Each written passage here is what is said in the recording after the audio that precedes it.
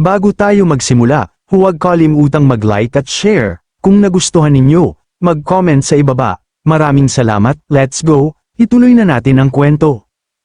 Dito, mariing ipinaliwanag ng Immortal Master na si He Zhenghao kay Li Fan na ang mga taong naroon sa isla ng Tayan ay hindi karaniwang mga mortal. Sila ay isang natatanging lokal na nilalang na kilala bilang Kelang Sai-Lang's Kelang Food.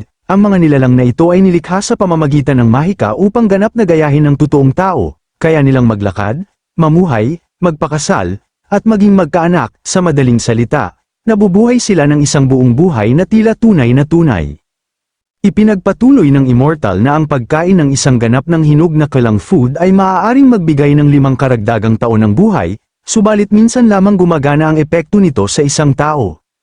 Pagkatapos nito, ipinaliwanag niya ang usapin ng pamamahala. Bawat taon, kinakailangang magsumite ng 30 Tayan fruits. Ang mga magsasakang may hawak ng tungkuling ito ay maaaring itago para sa sarili ang anumang sosobra, kaya't may malinaw na pakinabang ang posisyon. Karaniwan, 2 Tayan fruits bawat taon ang ginagamit sa loob ng Tayan Island, at ang halaga ng bawat prutas sa merkado ay nasa pagitan ng 70 hanggang 100 contribution points. Sa kanyang mga salita, palihim na ipinahiwatig ng Immortal na ang pagiging pansamantalang tagapangalaga ay may kaakibat na mas maraming benepisyo kaysa sa dangal lamang. Napaisip si Li Fan, at kinilala niyang marami na siyang napala mula sa kanyang pakikisalamuha sa mga mas mataas na ranggong Immortal. Ngumiti ng may lamang ang Immortal Master at marahang sinabi na dahil si Li Fan ay nagmula sa Silent Regard, likas lamang na siya'y gabayan at tulungan. Tiniyak niya na habang patuloy na umuunlad ang cultivation ni Li Fan, darating ang araw na ang kanyang mga pagsisikap ay kikilalanin at gagantimpalaan.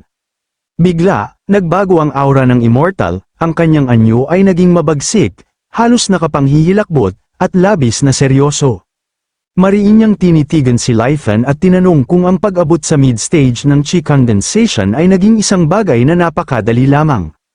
Nanatiling kalmado si Li Fan at tapat na sumagot. Ipinaliwanag niya na ang kanyang mabilis na pag-usad ay hindi bunga ng pagkakataon. Siya ay may malapit na ugnayan kay Xiaoheng, na bago umalis ay nag-iwan sa kanya ng isang water attribute cultivation method. Ang paraang iyon ay ganap na tumugma sa kanyang espiritual na hilig, kaya't nakapag-cultivate siya ng episyente at nakalusot sa mid-stage ng Qi condensation sa loob lamang ng ilang araw. Ang palitang iyon ng salita ay tahimik na naglantad ng lumalaking lakas ni Li Fan at ng pagkilala ng Immortal sa kanyang potensyal, habang banayad ding ipinapakita ang matataas na pamantayan at inaasahan ng mundo ng mga Immortal. Muling ngumiti ng mainit ang Immortal, pinuri ang talas ng pag-unawa at pagiging masinop ng tagapagtatag. Binanggit niya kung paanong naitago ni Nathan ang kanyang Qi habang may casual na ngiti sa labi, sa paraang napakahusay na kung hindi dahil sa kanyang natatanging paraan ng kontribusyon, maaaring hindi niya ito napansin. Kinilala niya ang pagiging maingat ni Nathan at ang pagnanais nitong umiwas sa pagkakamali, ngunit hindi niya itinago ang kanyang pagkagulat sa lalim ng ugnayan nito kay Xiaohan. Si Xiaoheng, isang pambihirang henyo, ay personal na nagtiwala kay Nathan ng isang cultivation method kahit ilang taon pa lamang itong nagsasanay, at ngayon ay halos abot na ang Foundation Establishment Realm. Binigyang diin ng Immortal na si Xiaohan ay may potensyal na balang araw ay umabot sa Golden Core, o maging sa Nascent Soul Realm, at ang pagiging malapit ni Nathan sa isang tulad niya ay patunay ng pambihirang kapalaran. Mapagkumbabang sumagot si Nathan na ang mismong pagkikita niya sa Immortal sa maagang yugto ng kanyang paglalakbay ay isa na ring malaking biyaya. Habang sila'y papalapit sa malaking tarangkahan, binanggit ng Immortal na ang Dianthus ay ganap ng hinog at ipapakita niya kung paano ito aanihin. Pagpasok ni Li Fan sa bahay, naisalayan niya ang isang malungkot at mabigat na tanawin. Ilang tao ang nakahiga sa ibabaw ng isang libingan, at ang kanilang mga iyak ng pangungulila ay pumuno sa buong silid. Ang disiplina ng mga doktor at ng iba pang nakasaksi ay nagdulot ng luha sa kanilang mga mata. Habang isang bilanggo ang nakatayo ng tahimik, maingat na sinusuri ang bangkay, napansin ni Li Fan ang kakaibang bango mula sa katawan, at agad niyang inisip na ito'y tanda ng presensya ng isang matured fruit. Kumilos ng mabilis ang Immortal Master, tinapak ang ulo ng patay na tao gamit ang kanyang daliri. Sa isang iglap, nagsimulang magbago ang katawan, hamyuni ng matataas at tila baboy na sigaw habang mabilis itong nagkawasak. Ilang sandali lamang, tuluyang naglaho ang bangkay at nagbago sa isang pulang prutas na hugis bilog. Sabay nito, ang puting kasuotan ng mga nagluluksa ay naglaho rin, at muling lumitaw ang kanilang normal na damit, nagkalat ang kalituhan sa mga tao, hindi na nila maalala kung bakit sila naroroon o ano ang kanilang ginagawa, isa-isa, sila ay tumindig, naguluhan, at umalis ng silid. Ang palabas na yun ay nagpakita ng misteryosong proseso ng pag-aani ng mga mahiwagang prutas. Natira lamang ang pulang bilog, tinitigan ito ni Lifen ng may paghanga, at namangha sa kamanghamanghang likas nito. Ngumiti ang immortal at iminungkahi na kung hindi pa niya natikman ang Taiyan fruit, marahil ay subukan niya ito, dala ng kakaibang kasob-ikan at naaakit sa nakalalasing na bango, nilamon ni Lifen ang prutas ng buo, sa isang iglap, na wala ang kanyang gutom, na para bang kakakain lang niya ng isang marangyang pagkain.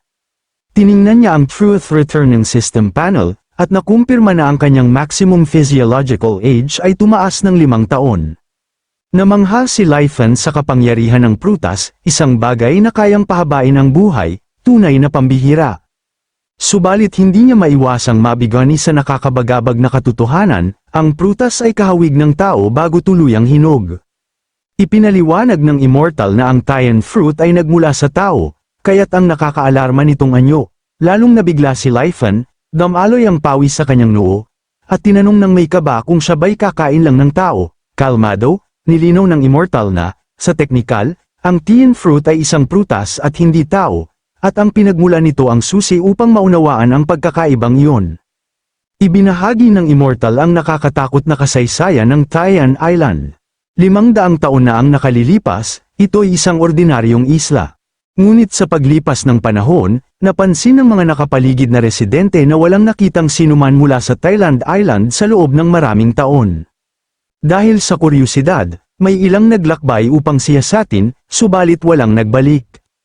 Nagdulot ito ng alarma at ang balitang iyon ay naiparating sa tagapangalaga ng isla, isang cultivator sa Golden Core Stage, kahit sa kanyang antas, natakot siya sa kanyang nadiskubre, ang buong mortal na populasyon ay naglaho, ang dating masiglang lungsod ay naging isang sinaunang gubat, puno ng malalagang sanga na pumuno sa mga kalsada, nakasabit sa mga puno ang mga prutas na may mukha ng tao. Kapag humihip ang hangin, naglalantad ang mga mukha ng nakakatakot at halos mapanukso na mga ngiti.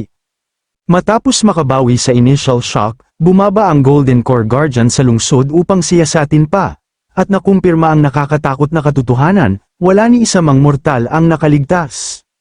Bawat tao ay naging Taiyan fruit, at ang isla ay tuluyang nabago at noonan sa sumpa, subalit ang tunay na sanhi ng kakaibang pangyayaring ito ay nanatiling misteryo. Kahit ang Golden Core Guardian ay hindi ito nalutas, pinilit niyang iulat ang insidente, at ang kanyang ulat ay nakatawag ng pansin ng Myriad Immortal Alliance, na nagpadala ng mga espesyalista upang imbestigahan, subalit walang nakadating sa tiyak na conclusion.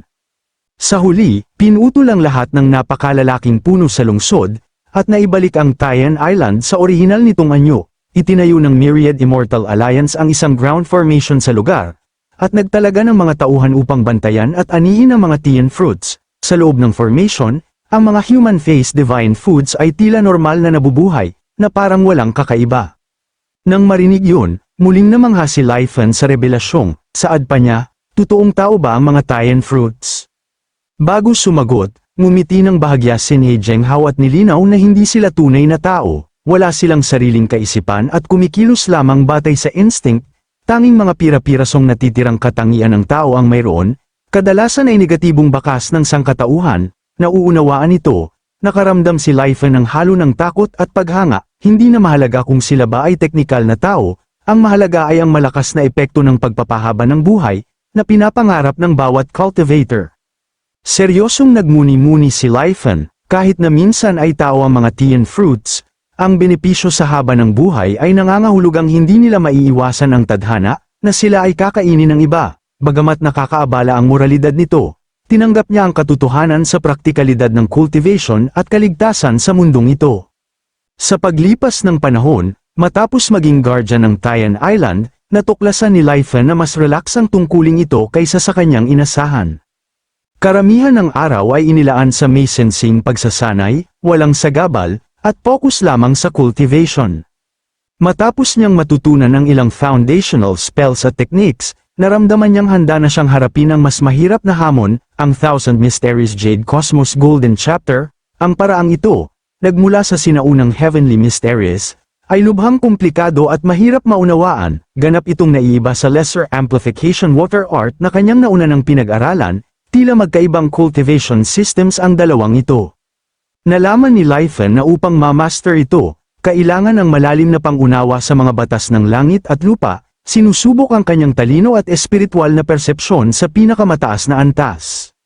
At sa ganitong paraan, lumipas ang isang buong taon, ngunit ang kanyang pagkaunawa sa Thousand Mysteries Jade Cosmos Golden Chapter ay umabot lamang sa entry level, higit pa sa kanyang inaasahan ang kahirapan ng teknik, nangangailangan hindi lamang ng matinding focus kundi ng tumpak na espiritual na persepsyon.